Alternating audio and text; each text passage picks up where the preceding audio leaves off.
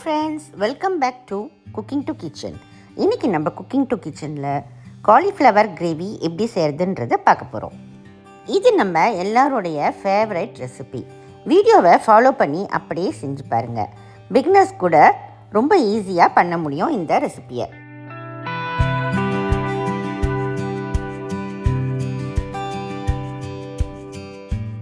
வீடியோக்குள்ளே போகிறதுக்கு முன்னாடி குக்கிங் டு கிச்சனுக்கு மறக்காமல் சப்ஸ்கிரைப் பண்ணிக்கோங்க. பக்கத்தில் இருக்கிற பெல் ஐக்கானையும் ப்ரெஸ் பண்ணிக்கோங்க.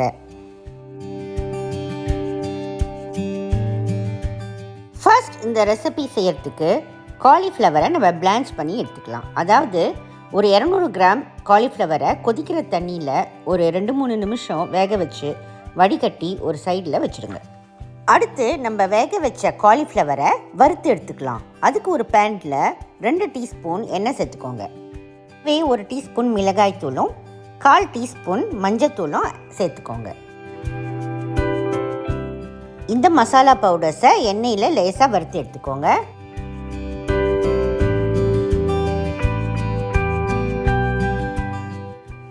அடுத்தது நம்ம வேக வச்ச காலிஃப்ளவரை இதோட ஆட் பண்ணிக்கலாம். சேர்த்துட்டு ஸ்டவ்வை லோ ஃப்ளேமில் வச்சு ஒரு 2 நிமிஷம் அப்படியே பெரட்டி விடுங்க.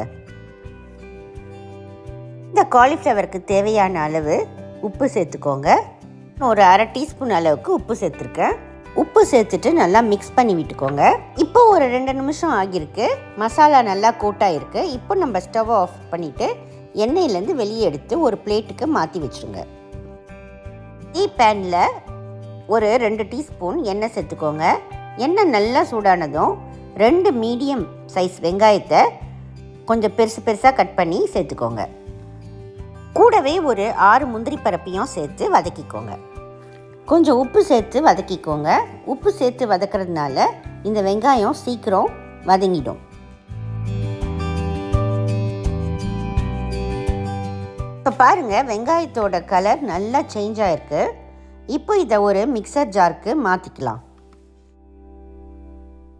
வதக்கின வெங்காயத்தோட 2 மீடியம் சைஸ் தக்காளியும் கட் பண்ணி இதில் சேர்த்துக்கோங்க. சேர்த்துட்டு நல்லா இந்த மாதிரி ஒரு பேஸ்ட்டை அரைச்சி எடுத்துக்கோங்க. இப்போ இதை ஒரு சைடில் வச்சுட்டு அடுத்தது அதே பேனில் 1 டீஸ்பூன் நெய் சேர்த்துக்கோங்க. 1 பிரியாணி இலை, 3 கிராம்பு, 1 பட்டை, 2 ஏலக்காய் போட்டு இதில் தாளிச்சிக்கலாம். இது நல்லா புரிஞ்சதும் இது கூடவே 1 டீஸ்பூன் இஞ்சி பூண்டு விழுதையும் சேர்த்து நல்லா வதக்கிக்கோங்க. அதோட பச்சை வாசனை போகிற வரைக்கும் வதக்குங்க. அடுத்தது நம்ம அரைச்சி வச்ச வெங்காயம் தக்காளி பேஸ்ட்டை இதில் சேர்த்துடலாம்.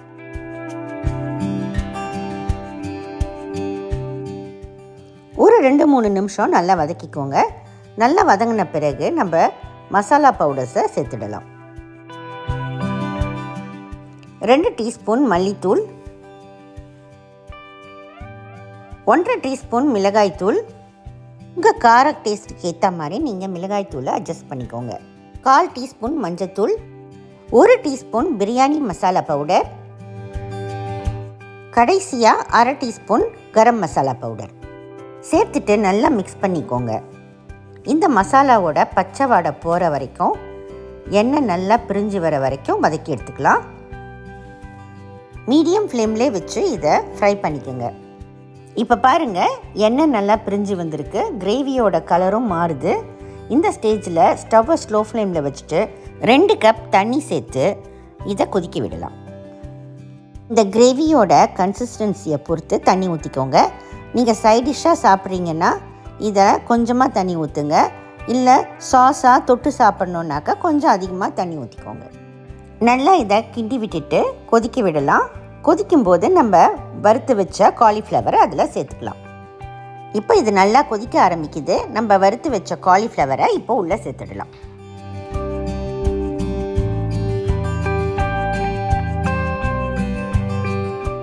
இப்போ இதை நல்லா கலக்கி விடுங்க. இப்போ இந்த ஸ்டேஜில் உப்பு செக் பண்ணிக்கோங்க.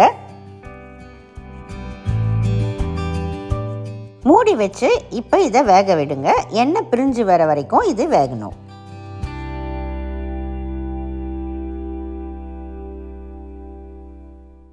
இப்போ பாருங்கள், எண்ணெய் நல்லா பிரிஞ்சு வந்திருக்கு.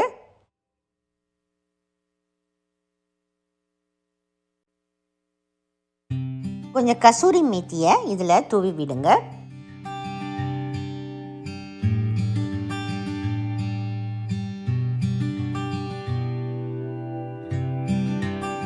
கூடவே கொஞ்சம் கொத்தமல்லி தழையும் தூவி விடுங்க. ரொம்ப ரொம்ப டேஸ்டியான காலிஃப்ளவர் கிரேவி தயாராகிடுச்சு. கண்டிப்பாக நீங்களும் இந்த காலிஃப்ளவர் கிரேவியை ட்ரை பண்ணி பாருங்கள். வீட்டில் எல்லாரும் கேட்டு வாங்கி சாப்பிடுவாங்க. இந்த காலிஃப்ளவர் கிரேவியை நீங்கள் இட்லி, தோசை, சப்பாத்தி, பூரி, ரைஸ் எல்லாத்தோடையும் வச்சு சாப்பிடலாம். ரொம்ப ருசியாக இருக்கும். உங்கள் எல்லாருக்கும் இந்த வீடியோ ரொம்ப பிடிச்சிருக்குன்னு நினைக்கிறேன். பிடிச்சிருந்தா குக்கிங் டு கிச்சனுக்கு மறக்காமல் சப்ஸ்கிரைப் பண்ணுங்கள். இந்த வீடியோவை உங்கள் ஃப்ரெண்ட்ஸ் அண்ட் ரிலேட்டிவ்ஸ்க்கு ஷேர் பண்ணுங்கள், லைக் பண்ணுங்கள், கமெண்ட்டும் பண்ணுங்கள். நம்ம அடுத்த வீடியோவில் ஒரு புது ரெசிபியோடு நான் உங்களை சந்திக்கிறேன். அதுவரை பை பாய். சமைப்போம், ருசிப்போம்.